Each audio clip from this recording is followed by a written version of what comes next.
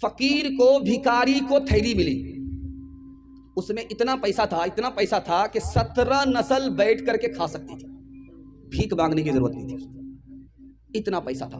भिखारी है, भीख मांग रहा है, रोड पर खड़ा, दिल्ली की जामे मस्जिद के सामने खड़ा होकर के भीख मांग रहा है।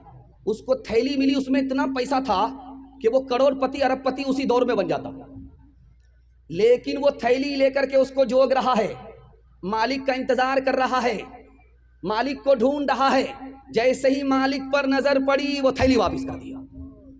अब मालिक ने जो थैली को देखा, गिन करके पैसा देखा तो पैसा अमानत।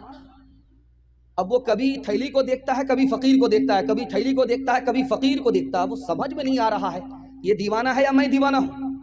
तो उसने पूछा हैरत से, अरे अल्लाह का बंदा, तुम भीख मांगते हो, एक एक पैसे के मोहताज हो, बैग में थैली में इतना पैसा था कि इसको रख लेते तो 17 नस्ल तुम्हारी तर जाती, तुमने वापस क्यों कर दिया? उसका जवाब सुनिए, ऐसी मोहब्बत अल्लाह नबी की हम सबको अता फरमाए।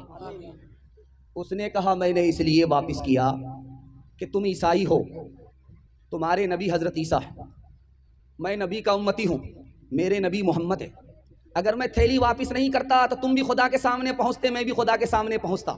तुम मेरे खिलाफ मुकदमा करते, मेरे नबी भी वहां मौजूद होते, तुम्हारे नबी भी मौजूद होते। तुम्हारे नबी का तो सर ऊंचा हो जाता, मेरे नबी का सर झुक जाता। मैं अपने नबी के सर को उठाना तो देख सकता हूं, झुकाना नहीं चाहता।